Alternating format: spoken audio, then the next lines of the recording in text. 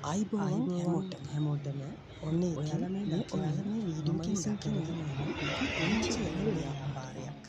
මම කාලයකට කලින් මෙම ව්‍යාපාරය පටන් ගන්නකොට මට තිබුණේ යකඩ මේසයක් මත තක්කාලි පෙට්ටි කීපයක් ගලවා එහි ලෑලි වලින් සකසන එළවලු රැක් එකක්. කාලය සමග කරගෙන යෑමේදී මට එළවලු ලස්සනට ආදි වුණා. ඉතින් මට අලුත් එළවලු රැක් එකට යාමට අවශ්‍ය ඉතින් මම අලුත් රැක් එකක් හෙව්වා.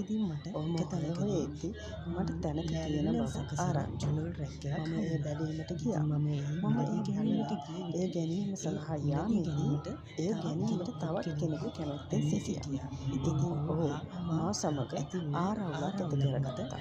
මම රණ්ඩු වීමට තියෙන අකමැත්ත නිසා ඔහුටම එය ගන්න කියලා මම එතනින් පිට වුණා.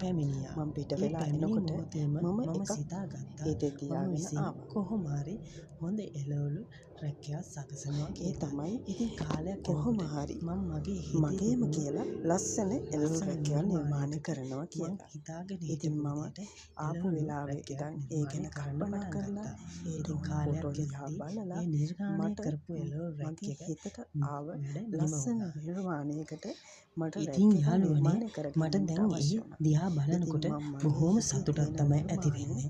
මොකද ඉතින් මම එදා ඒ රුපියල් 15000 වැඩ කරන එළවලු රැක් එකක් ගත්තා නම් ඒ දැන් විරාපත් වී විනාශ වී ගිහින් තියෙන්න පුළුවන්. ඒ වුණාට මම මගේ හිතින් මවාගත්ත රූපේ නිර්මාණය කරගත්ත ඒ එළවලු රැක් එක තව බොහෝ කාලයක් යනකම් කිසිම දෙයක් සිදු නොවි භාවිතා කිරීමට පුළුවන්.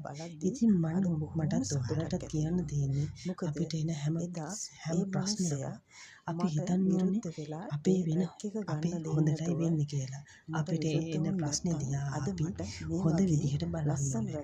හොඳ විදිහට බලලා ඒ ප්‍රශ්නයට ගන්න පුළුවන් හොඳම පිළිතුර අපි හොයාගන්න ඕනේ. ඉතින් ඒ පිළිතුර හොයලා ඒ ප්‍රශ්නයට අපි මුහුණ දෙන්න ඕනේ.